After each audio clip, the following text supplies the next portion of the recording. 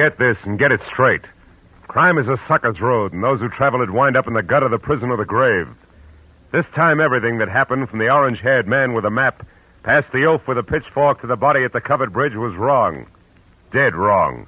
From the pen of Raymond Chandler, outstanding author of crime fiction, comes his most famous character in The Adventures of Philip Marlowe.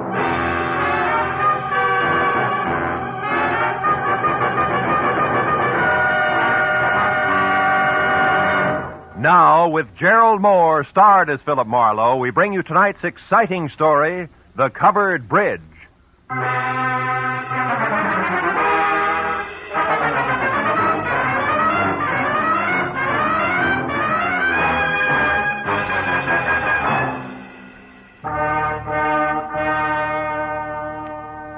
You know, every once in a while, into the life of one Philip Marlowe, a little peace and quiet must fall.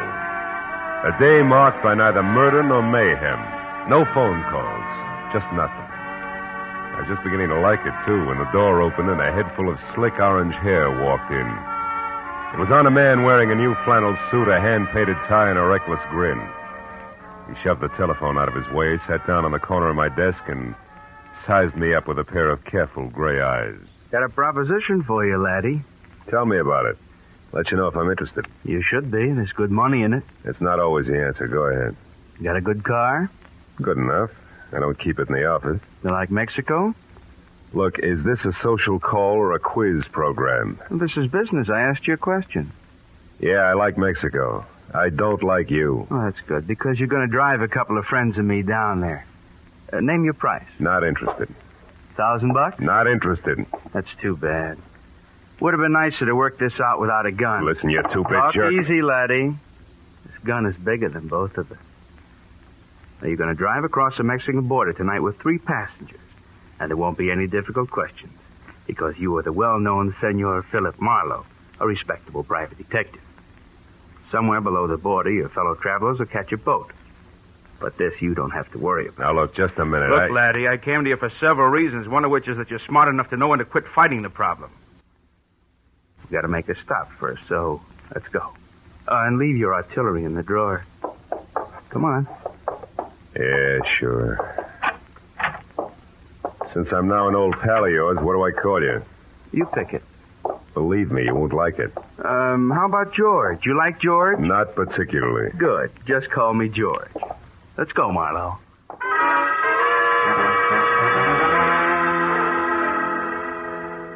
We nodded at the elevator girl, waved goodbye to the kid in the parking lot, and headed south on Highway 101. All with the front of that Mauser nudging my kidney. It was screwy, but I was on my way to Mexico. Don't get ambitious, Marlowe. Not too fast, not too slow. Just keep it rolling nice and steady. I did what I was told and watched for a break. For every foot of 100 miles down the coast. At Oceanside, we cut inland past Escondido and up into the citrus country.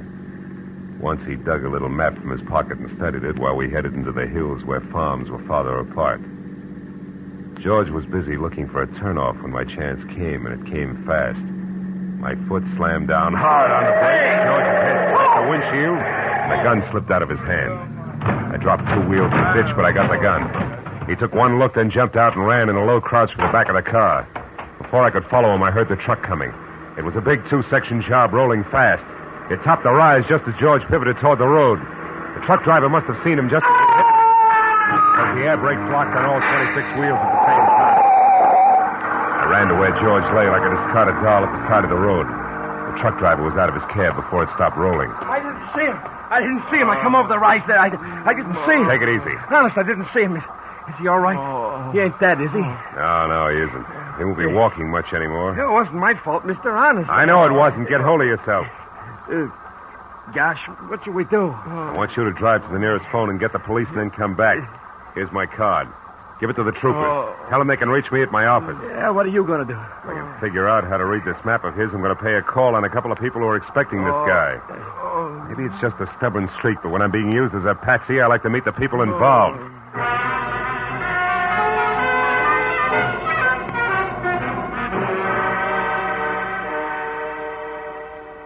As I drove, I studied the map and 2 miles down the highway, I found the first landmark, a dead tree. There I left the highway and followed a rocky trail 7 corkscrew miles up a canyon to the next landmark, a bridge. One that looked like it had been lifted out of some rustic Connecticut woods and dropped across the California gorge purely by mistake. Because it was covered complete to roof and walls and made entirely of lumber. And on the hill beyond was a lonely house where the trail marked on the map ended. I drove slowly through the sagging wood tunnel and at the other end deliberately killed my motor. Then I got out, raised the hood, and went to work on the distributor. I don't know where he came from, but when I glanced up, he was standing there watching me.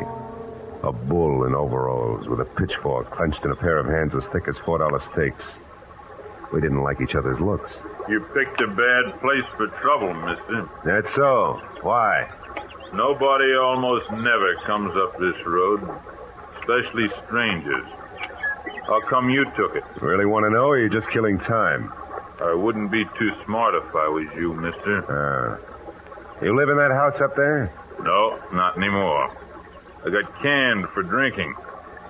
Why are you so interested in that place? The only farm around here. Maybe they got a mechanic. Yeah, maybe. Where'd you say you were from? L.A. Los Angeles, huh? You real sure you don't know anybody up there on the hill? Like who, for instance? A certain party who took a trip to L.A. not so long ago. And another thing, city boy. Don't get out of line or I'll fix you good. Understand?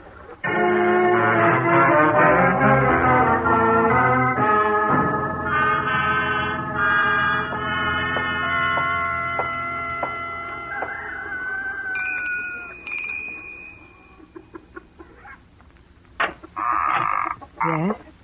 Oh, yes. Now, I mean, how do you do? You want something?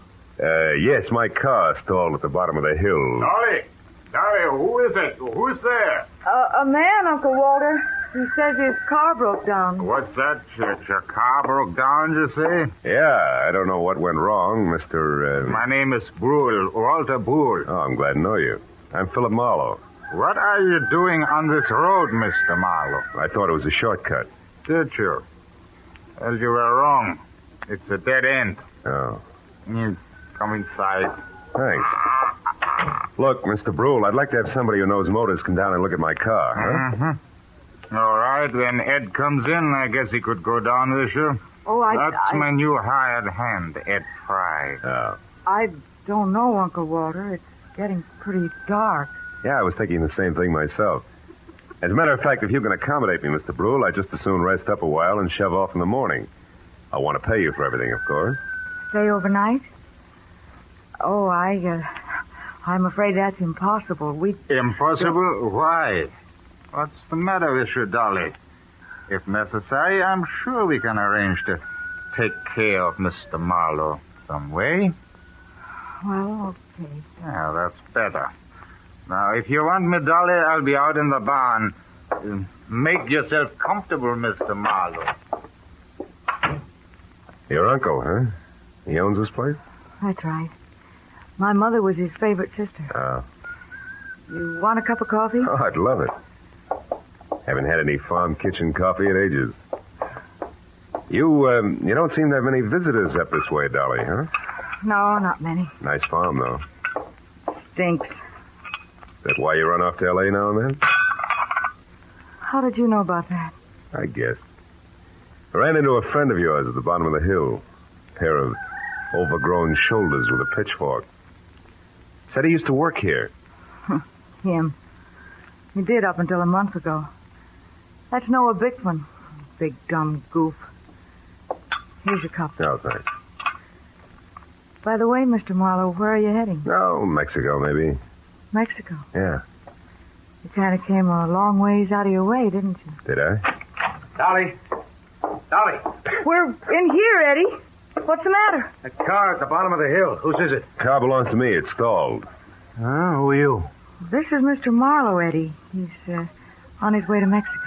Wow, you don't say. And since his car broke down so late, he may stay all night. Uncle Walter said it'd be all right. Is that a fact? I'll Go get some blankets, Eddie, so you can take them up to the spare room for Mr. Marlowe. Okay, Dolly. Mr. Marlowe, huh? Where you from, Mr. Marlowe? L.A. You? Points east. You know, this road don't go to Mexico, Marlowe. In fact, it stops about a mile up the draw here. And it's funny that you wound up on it, isn't it? I don't see you breaking up over it, Eddie. Don't let my poker face throw you, pal. Traveling alone, are you? I am now. Meaning what? That there's nobody with me. That's simple, isn't it? Not in my book, pal. I might even want you to draw me a picture of that one. Here's the blankets, Eddie. Sheet and pillowcase. Oh, okay, it's fine. Come on upstairs, Marlowe. I'll show you the room. You want me to go with you and make the bed? No, you stay here and put up some more coffee, Dolly. All right. Got a hunch I may want lots of it tonight. Let's go, Marlowe. Right behind you, Eddie. How's the weather been in L.A.? Some might call it hot. Uh-huh. Get the door, will you? Sure.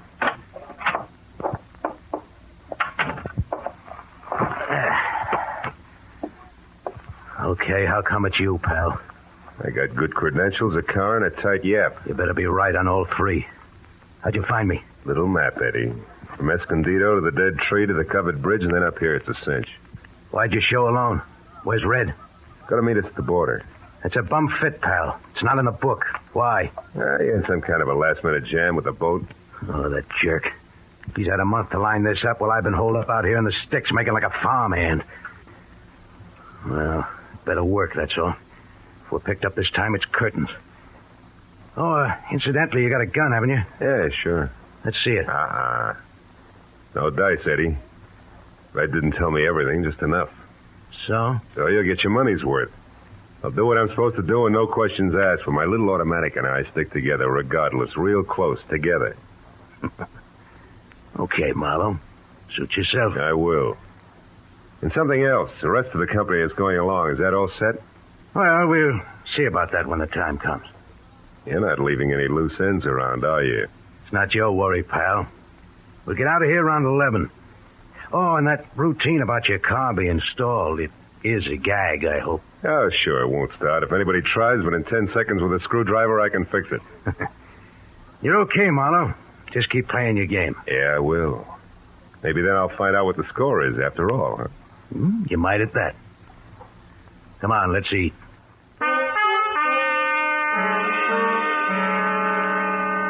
Dinner at the Brule farm was as loaded with gay chatter as a bad case of lockjaw. And when it was over, the participants scattered like everybody else was contagious. I wound up alone in a dark spare room on the second floor, which had one advantage. Windows that viewed both the front and the rear. The moon was bright, so I didn't bother with a lamp. I listened to Dolly rattle dishes in the kitchen until that stopped, and then I watched old man Brule pace his front yard. Once Ed Fry went out and talked to him briefly, and then headed for the front door again. For a long hour after that, the big house was silent until from somewhere out in the back, there was a soft metallic tapping. Eventually, I spotted a heavy figure outside tossing pebbles against a window pane downstairs. And he edged back through the shadows to the barn. A moment later, I saw the girl slip out a rear door and run across the backyard and join him. I went down the back stairs and out along the house to a hedge, and I followed that until I was close enough to hear. It's true, I tell you. He's an escaped convict, a killer. He's been hiding out here on your place. I can't believe it, no. I just can't. Are you sure? Of course I am. I read it by accident just tonight in an old newspaper from Denver. The whole story with pictures. There's no doubt about it. Ed Fry is really Eddie Fillmore. He's a murderer plenty of times over. What do we do? Shall we call the police? No, not on your life. Listen, you want to get off this farm, don't you? More than anything in the world. Okay. Then we'll do it. Together, Dolly. I didn't tell another soul about this. You know why? Because they put out a reward. A big one for him. $2,500. And we're going to get it. Just us, you and me. But how, Noah? How can we possibly... What's that? Did you hear that, Noah? That's nothing. It's one of the cats, maybe. Look. You've been taking walks with him lately, Dolly. Well, Yes, I have, Noah, but... Well, never mind that now. Just get him to take another one right away. Get him to walk you down to Pritchard's house. I'll be waiting there, and as soon as you get inside, I'll jump him. You'll never know what hit him. Will you do it? Pritchard's house? Yeah. Well, I'll try. You give me some time to persuade him. Sure. Oh, I knew you'd see things my way, honey. No. Oh, boy, with that reward money, there'll be no stopping us. You better go in now before they miss you. Okay. I'll get him there just as soon as I can. Hey, Bickman. What? Who's there? Marlowe. Listen, I gotta You talk to were you. here listening all the time, weren't you? Yeah, and believe me, you're making a mistake. You're playing with dynamite, Bickman. You two are nuts to tackle that guy alone. He's too tough for you. So you want to help so you can cut yourself in on the reward, that's all. Well, it ain't gonna work. Don't be a sap. He's covered himself. There's somebody else in with him. Somebody around here. He's got an ally. You two try to grab him and you're gonna be in trouble. You're lying. He's been hiding out all alone, and we're gonna get him, Dolly and me, by ourselves. And if you try to horn in, mister, so help me, I'll beat your brain. Cut it out. Reward or no reward, you gotta listen to me. I got to nothing. No! Maybe that'll teach you not to stick your nose in, city boy.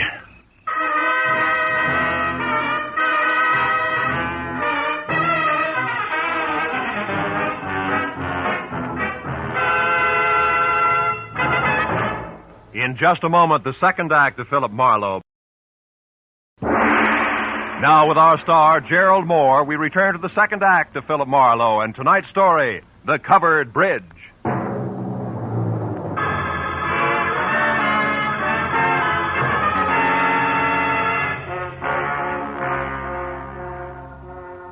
I didn't pass out. But my jaw hurt and my legs moved like they were rubber. Now I had to find the roving Walter Brule because he should know where Pritchard's house was, where the ambitious team of Dolly and Noah might be biting off a lot more than they could chew, healthy 4-H teeth notwithstanding. Mr. Brule! Mr. Brule! Yeah? Hello? Who is it? Marlowe! Come here a minute, will you? It's important. Yeah, it's important. What is it, Mr. Marlowe? Your face. What's this? It's your friend Noah. We had a few words. Noah Bickman? He was no friend of mine. Yeah, he's no friend of mine either. Look, Brule, I'm going to have to trust you. I've got no choice. Bickman found out Ed Fry is really an undesirable named Eddie Fillmore is wanted for the police by murder. Murder? And he wants to trap him for a $2,500 reward that's been posted and didn't want me in the way. No. Now, look. I'm not a passing tourist with motor trouble, but a private detective. Tell me, who is Pritchard and where does he live? Pritchard? Where does he live? Mr. Marlowe, somebody has been making a joke on you. Elihu Pritchard died 20 years ago. He lived right in this house where I do today. This is Pritchard's house here? Oh, Pritchard's house? No. That is down the road near your car. The covered bridge. That is Pritchard's house. The bridge?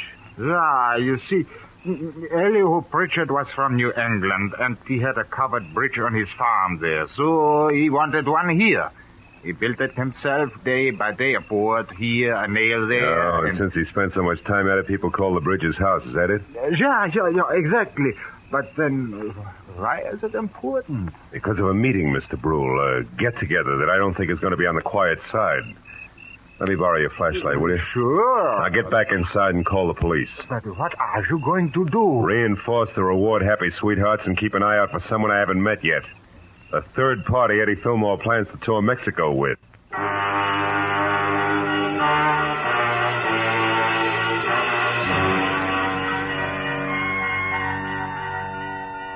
was a quarter of a mile romp, country style, back down to the covered bridge. When I was there, the Mauser I'd recovered from George in one hand, flashlight in the other. I found only the moon-washed, gray-covered bridge itself, trying to stand erect like an old soldier who has more pride than posture. But then as I stepped from the chalk road onto the sheltered oil-soaked planking, I found something else. Inside and face down was Noah Bickman. And lying nearby, the red-stained, icy fingers of the pitchfork that had killed him. I started to move closer. But then footsteps from the road behind suggested that I do different, so I moved quickly back to the bridge entrance, flattened myself into a narrow shadow, and waited.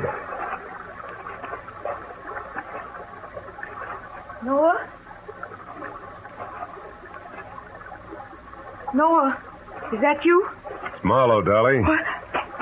Mr. Marlowe, what are you doing here? Why are you down at the bridge at this hour? Where's Noah? He's dead, Dolly. Noah's dead? He's in there, but don't go inside. Look, I tried to stop him, believe me. Stop him from Don't what? bother, baby. I know about Fry being Fillmore, the reward, all of it. What? How? Well, first of all, I'm a private detective from L.A. who was dragged into this by an ex-buddy of Fillmore's. Second, I was in the barn when you and Noah made your plans. When you left, I tried to talk Noah into accepting my help. Why? Because I know what Fillmore's kind is like. I mix with them every day. I know how they work. Look, did you tell Fillmore to meet you here, yes or no? No. No, I couldn't find him. I've been looking since I left the barn every place. That's why you came down here just now? Yes. I wanted to tell Noah that our plan would have to be postponed. But what difference does all this make? I don't know. Maybe a little, maybe a lot. If Fillmore had known about this rendezvous you two planned, it'd be 20 to 1 that he got here ahead of schedule and took care of Noah. But since he didn't... Well, since he didn't, I'm betting on a third party, someone we haven't met yet. A third party? Yeah, now listen to me and do just as I say. Turn around and walk straight back up to the house, and when you get there, get inside and stay put. But, Marlowe, what if... Go on, fast. All right. But be careful, Marlowe. Whoever killed Noah won't hesitate to kill you, too. When she started back up the road, I turned toward the bridge again. My flashlight following the dusty white footprints on the freshly oiled planking leading to the dead man. I stood over in the circle of light sweeping the area around him. There was just one thing I had to know. Marlowe! Marlowe! It's me, Walter Bull. What are you doing down here? Well, I thought you might need help, so after I called the police, I got my rifle and came down here, and Bickman? Yeah, he's dead. The prongs on that fork went right through him. How terrible. Yeah.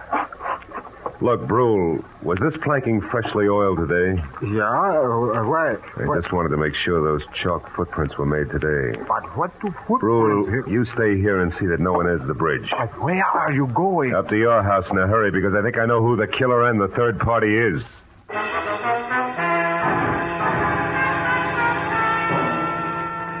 City-bred legs and smog-fed lungs, I made it up to the house in record time. But as I reached for the front door, I knew that time hadn't been quite good enough. The shot had come from somewhere in the house, and by the time I reached the living room, I knew I was too late to do any good. In a chair at the far side of the room, Dolly was slouched down, a surprised expression on her face, while her hands tried to hold back a small stain of blood oozing through her blouse. Little frightened words whispered out of her mouth. You shouldn't have done it, Eddie. Stand where you are, Marlowe. She had it coming to her, the two-timing louse. Eddie, I'm trying to tell you. You don't understand. I understand plenty, you no good little... Eddie. I was in the barn, heard the whole thing. You and that Bickman planning a switch with me out. No, you're wrong, Eddie. Tell us, tell us. Dolly didn't try to double-cross you, Eddie. She only pretended to so she could set Noah Bickman up and kill him. That's what she did. No, you're a liar. True. That's what I tried to tell Eddie. I don't believe it.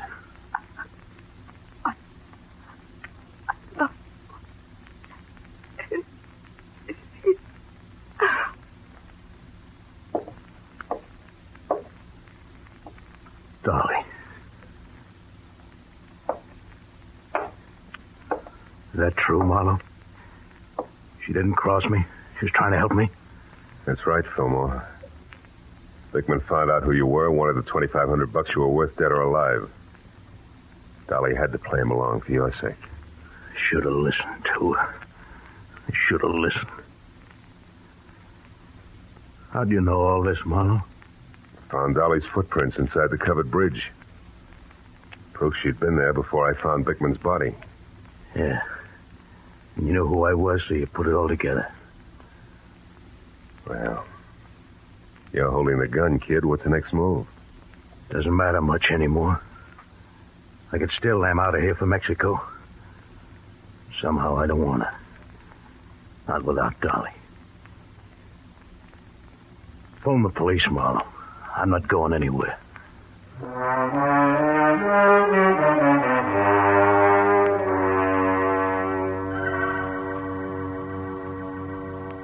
It was several hours before the county police and Eddie Fillmore had gone. Walter Brule and I sat at the long wooden table watching the light from the fire dance across the hanging skillets and pans by the grate. And nobody said anything for a long time.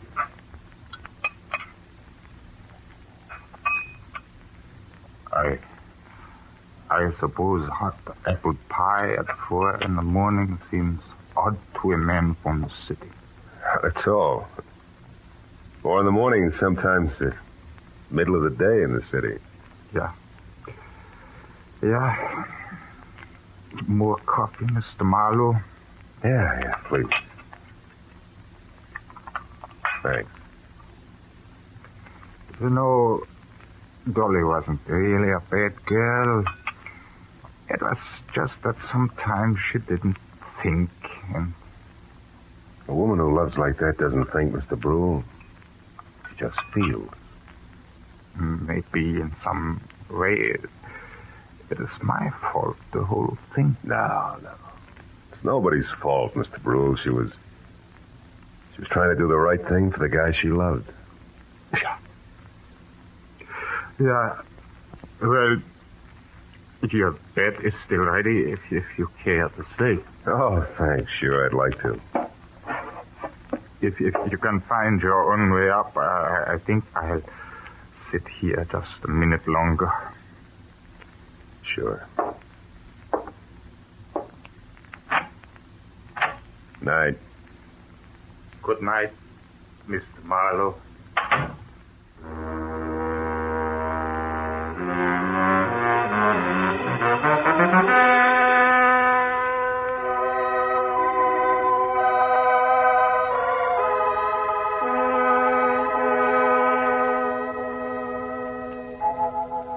As I sat looking out over the starlit countryside, I thought of all the great love stories written about the good people who love, live, and suffer. And then the pathetic face of Dolly and the pain-racked face of Eddie said, "What about us?" And I had no answer. Yeah, chalk up another one, Marlowe. Another one of those things for which there is no answer.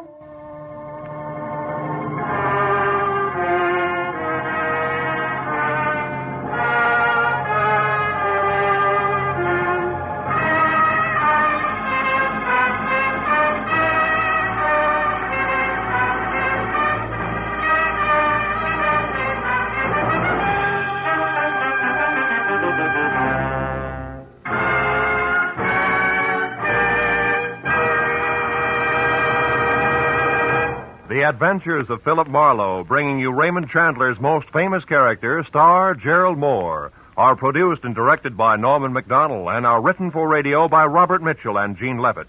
Featured in the cast were Vivi Janis, Ben Wright, Jack Moyles, Wilms Herbert, Jack Crucian, and Barney Phillips. The special music is composed and conducted by Richard Arant. Be sure and be with us again next week.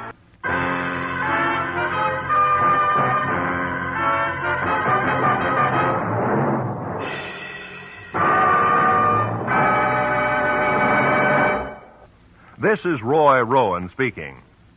This is CBS, the Columbia Broadcasting System.